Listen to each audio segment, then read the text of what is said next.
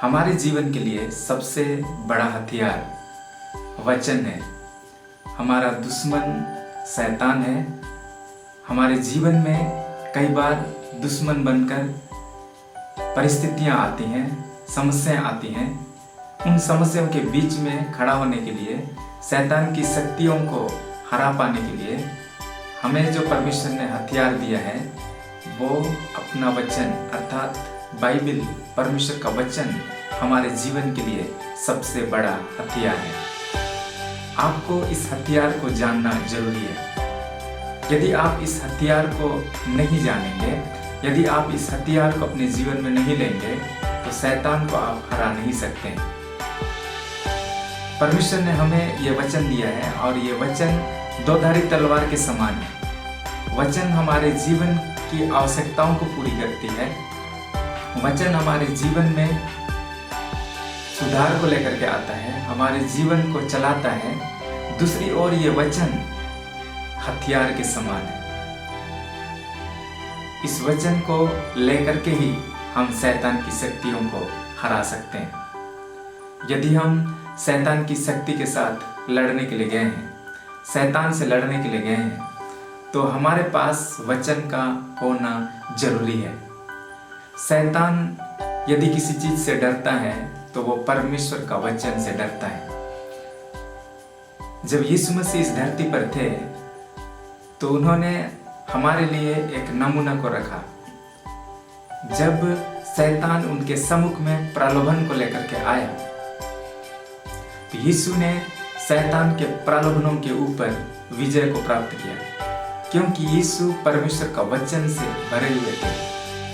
शैतान जब भी किसी के जीवन में काम करता है तो प्रलोभनों के साथ में काम करता है। वो लोगों के पास प्रलोभन को लेकर आता है, संसार की अभिलाषाओं को उनके सम्मुख में वो रखता है। यदि आप परमेश्वर के वचन से भरे नहीं रहेंगे तो आप शैतान की युक्तियों के सामने आप गिर जाएंगे। परमेश्वर का वचन ही है जो शैतान को प्रकट करता है। परमेश्वर का वचन ही है जो शैतान की युक्तियों के विषय में हमें बताती है। यदि आप परमेश्वर के वचन को पढ़ेंगे, परमेश्वर का वचन का अध्ययन करेंगे, उसे अपने जीवन में लेंगे, तो आप जानेंगे कि हमारा शत्रु शैतान किस तरह से हमारे जीवन में काम करता है। इसलिए हमारे जीवन में परमेश्वर का वचन का होना जरूरी है। यदि हम चर्च जाने वाले हैं तो हमारे जीवन के लिए सबसे इम्पोर्टेंट चीज परमेश्वर का वचन ही है। गीत, म्यूजिक सिस्टम, अन्य चीजें बाद में आती हैं। सबसे मोस्ट इम्पोर्टेंट है परमेश्वर का वचन। कई बार लोग परमेश्वर के वचन को उतना वैल्यू नहीं देते हैं। वह अन्य चीजों को वैल्यू देते हैं, अपने रीति रिवाजों को वैल्यू देते हैं, खुद के द्वारा बने बनाए गए नियमों को ज्यादा फोकस करते हैं और परमेश्वर के वचन को दरकिनार करते हैं। यदि आप अपने जीवन में सफल होना चाहते हैं, अपने जीवन में आप विजयी होना चाहते हैं, तो आपको परमेश्वर का वचन को ही पहला स्थान देना चाहिए।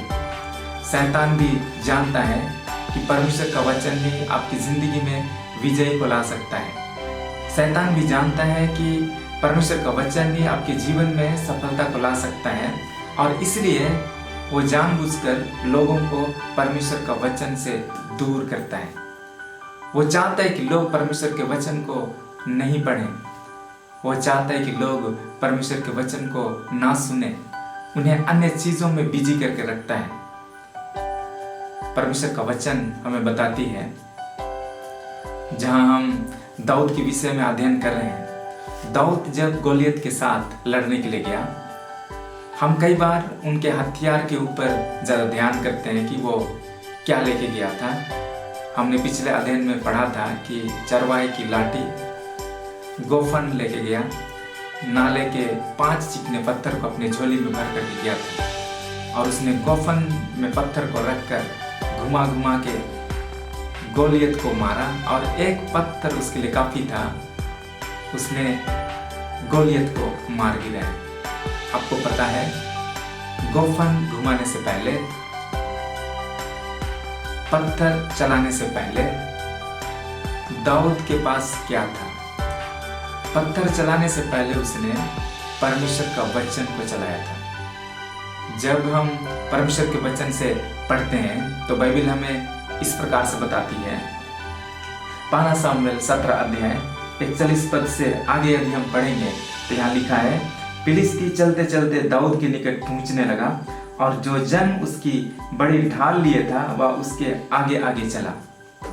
जब फिलिस्ती ने दृष्टि करके दाऊद को देखा तब उसे तुच्छ जाना, क्योंकि वह लड़का ही था और उसके मुख पर लाली झलकती थी और वह सुंदर था।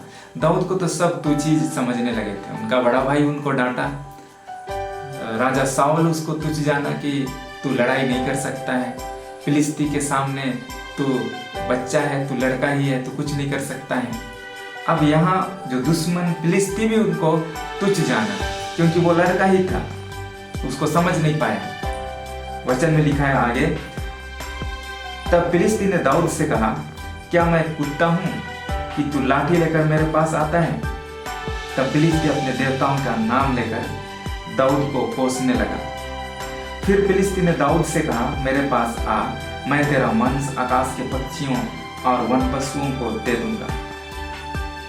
दाऊद ने फिलिस्ती से कहा, तू तो तलवार और भाला और शान लिए हुए मेरे पास आता है, परंतु मैं सेनाओं के यहोवा के नाम से तेरे पास आता हूँ, जो इस्राएली सेना का परमेश्वर है और उसी को तूने ललकारा है। आज के दिन यहोवा तुझको मेरे हाथ में कर देगा और मैं तुझको मारूंगा और तेरा सिर तेरे धड़ से अलग करूंगा, और मैं आज के दिन फिलिस्ती सेना के 100 आकाश के पक्षियों और पृथ्वी के जीव जंतुओं को दे दूंगा। तब समस्त पृथ्वी के लोग जान लेंगे कि इजराइल में एक परमेश्वर है, और यह समस्त मंडली जान लेगी कि यहोवा तलवार या भाले के द्वारा जयवंत नहीं करता, इसलिए कि संग्राम तो यहोवा का है और वही तुम्हें हमारे हाथ में कर देगा। एक तरफ से फिलिस्ती दाऊद को कोसने लगा अपने देवताओं का नाम लेकर के, और दाऊद को कहा कि आज के दिन मैं तेरा मांस वन के पक्षियों को दे दूंगा। इस तरह की कई नेगेटिव बातों को उनसे कहा, उन्हें नीचा दिखाया। शैतान जब बोलता है तो वो निराशा को बोलता है। शैतान जब बोलता है तो वो कंफ्यूजन को बोलता है। वो आपको नीचा करना चाहता है। अपने वचन के द्वारा, अपने शब्दों के द्वारा वो आपको हर बार नीचा दिखाता है। वो आपके साथ जब वो बोलेगा तो डर को बोलेगा, मृत्यु को बोलेगा।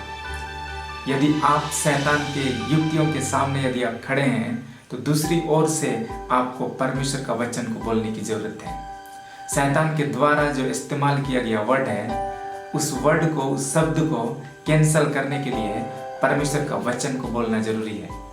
एक तरफ से नेगेटिव वर्ड और उसके ऑपोजिट आपको पॉजिटिव वर्ड बोलने की जरूरत है। जो शैतान आपको निराशा की बातों को बोला है, आप वहां बाइबल से आशा के वचनों को बोलना स्टार्ट करें।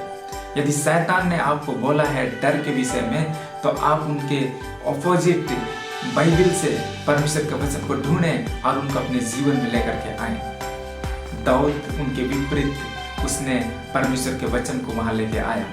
जब फिलिस्ती दाऊद को कोसा तो दाऊद ने उनकी बातों पर विश्वास नहीं किया।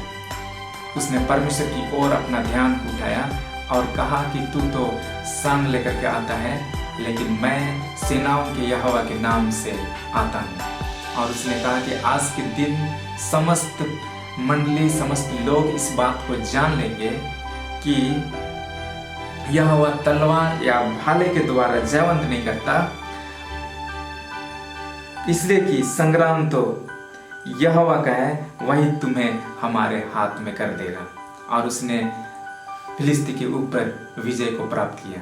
ठीक उसके बाद उसने बड़े विश्वास के साथ एक पत्थर को अपने गोफन में रखा और घुमाकर गोलियत को मारा और वो गिर गया था।